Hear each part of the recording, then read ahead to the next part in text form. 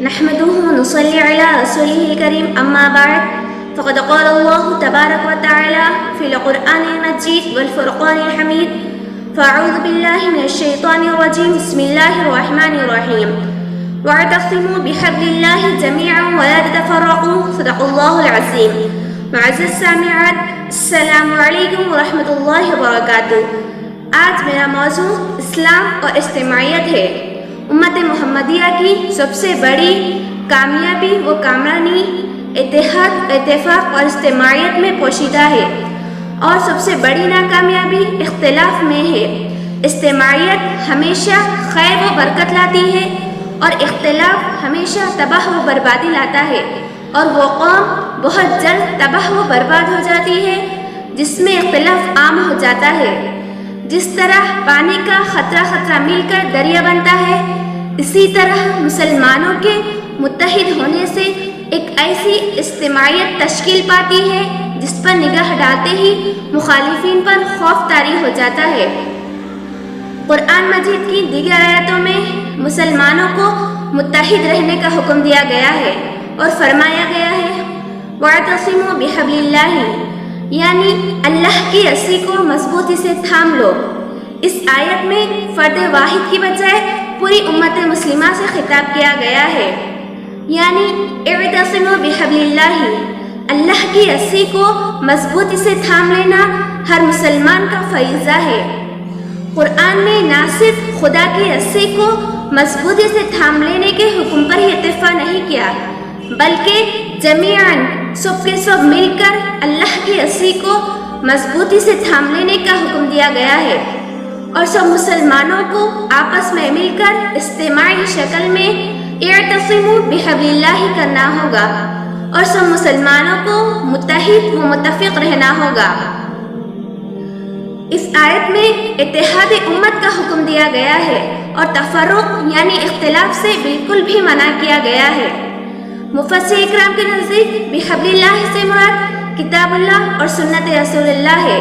لہٰذا امت مسلمہ کے درمیان کتاب اللہ اور سنت رسول اللہ کی شکل میں اتحاد امت کی دو مضبوط بنیادیں موجود ہیں. حضور اکرم صلی اللہ علیہ وسلم نے ارشاد فرمایا میں تمہارے درمیان دو چیزیں چھوڑ کر جا رہا ہوں، ایک اللہ کی کتاب یعنی قرآن مجید اور دوسرا میری سنت. جب تک تم ان دو چیزوں کو مضبوطی سے تھامے رکھو گے تو کبھی گمراہ نہیں ہوں گے. معزز سامعات، اللہ کا پیغام اور اس کی تعلیم اور ہدایت قرآن مجید کی شکل میں آج ہمارے درمیان موجود ہے، جس میں انسانوں کی زندگی گزارنے کا مکمل طریقہ بتایا گیا ہے. لہٰذا امت مسلمہ کو کتاب اللہ اور سنت رسول اللہ کی بنیاد پر متحد و متفق رہنا چاہیے، اور مسلمانوں کو آپس میں اتحاد کو قائم رکھنا چاہیے. قرآن اور حدیث میں اجتماعیت کی جو ضرورت اور اہمیت کو بتایا گیا ہے، بدقسمتی سے نہ صرف ان پڑھ مسلمان اس کی ضرورت اور اہمیت سے ناواقف ہے، بلکہ پڑھے لکھے مسلمان اور عالم بھی ناواقف ہے. حضرت عبداللہ بن عمر سے مروی ہے کہ حضور اکرم صلی اللہ علیہ وسلم نے ارشاد فرمایا ایسے 3 افراد کے لیے جو کسی بیابان میں ہوں، حتیٰ کہ وہ کسی الگ تھلگ مقام پر اور کسی سنسان بیابان ہی میں کیوں نہ ہو، تو بھی ضروری ہے کہ ان میں سے ایک ان کا امیر ہو، باقی 2 اس کے ماتحت وہ مامور ہو.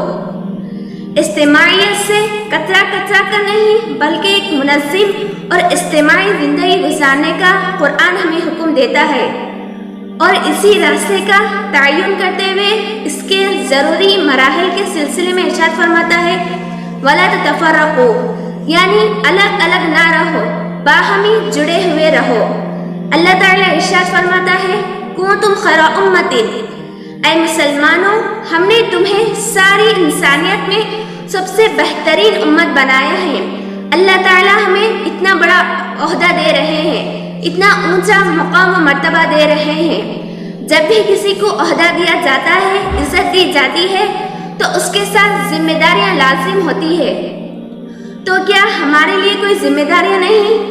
اللہ تعالیٰ آگے اسی ذمہ داریوں کا ذکر کرتے ہوئے فرماتے ہیں تم لوگوں کو حکم دیتے ہو نیکی کا وَتَأْمُرُونَ بِالْمَعْرُوفِ بھلائی کی طرف بلاتے ہو، وَتَنْهَوْنَ عَنِ الْمُنكَرِ اور برائی سے روکتے ہو، منع کرتے ہو۔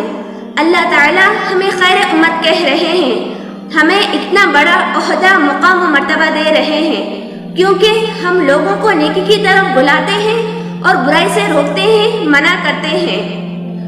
اگر ہم خیر امت ہیں تو ہم پر فرض ہے کہ اجتماعی شکل میں ایک منظم جماعت کے ساتھ اتحاد و اتفاق کو قائم و دائم رکھتے ہوئے لوگوں کو نیکی کا حکم دے، اچھائی کی طرف بلائے اور برائی سے روکے۔ حضور اکرم صلی اللہ علیہ وسلم نے ارشاد فرمایا، جماعت کے دامن کو مضبوطی سے تھام لو اور انتشار یعنی منتشر ہونے سے بالکل پوری طرح دور رہو۔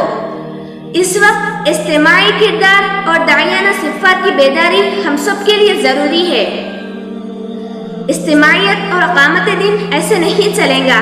اگر کوئی یہ چاہتا ہے کہ کاروبار بھی چلتا رہے، معیار زندگی بھی برقرار رہے، معمولات زندگی میں بھی خلل نہ پڑے، مال و جان محفوظ رہے، بچوں کے کیریئر بھی بن جائے اور انہی کے ہاتھوں سے اقامت دین کے کارنامے انجام پائے، تو یہ ان لوگوں کی خوش فہمی ہے، کیونکہ ایسے لوگ کسی جماعت کے اراکین کی فہرست میں اپنا نام لکھوا کر سمجھتے ہیں کہ انہوں نے اپنا فرض ادا کر دیا اور انتظار میں بیٹھتے ہیں کہ اب اللہ کی مدد آئیں گی اور دین غالب آ جائے گا۔ گویا کہ اللہ کو تو کچھ معلوم ہی نہیں کہ کس نے کیا کیا قربانیاں دی، کس نے کتنا وقت لگایا اور کس نے کس مرحلے پر، کس مہم میں کتنا وقت لگایا ہے، کتنا حصہ دیا ہے۔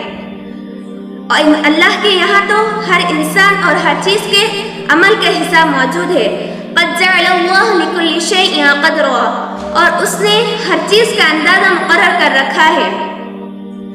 معزز سامعات، اگر ہم پھر سے اصول زندگی میں اللہ اور اس کے رسول کے حکموں پر عمل کریں گے، اسلامی ہدایت اور حکایت کو اپنائیں گے، اسلامی شریعت کو قائم و دائم رکھیں گے، تو وَأَنْتُمُ الْأَعْلَوْنَ إِن كُنتُم مُؤْمِنِينَ، تو اللہ رب العالمین ہمارا دبدبہ نہ صرف سرزمین ہند میں بلکہ پورے عالم میں برپا کرتے ہوئے ہمیں نصرت الہی سے سرفراز کرتے ہوئے سرخروئی عطا کرے گا۔ آخر میں دعا ہے کہ اللہ تعالیٰ تمام امت مسلمہ میں اتحاد کو قائم رکھتے ہوئے امت مسلمہ کو متحد و متفق رہنے کی توفیق عطا فرمائے۔ آمین ثم آمین، وآخر دعوانا ان الحمد للہ رب العالمین۔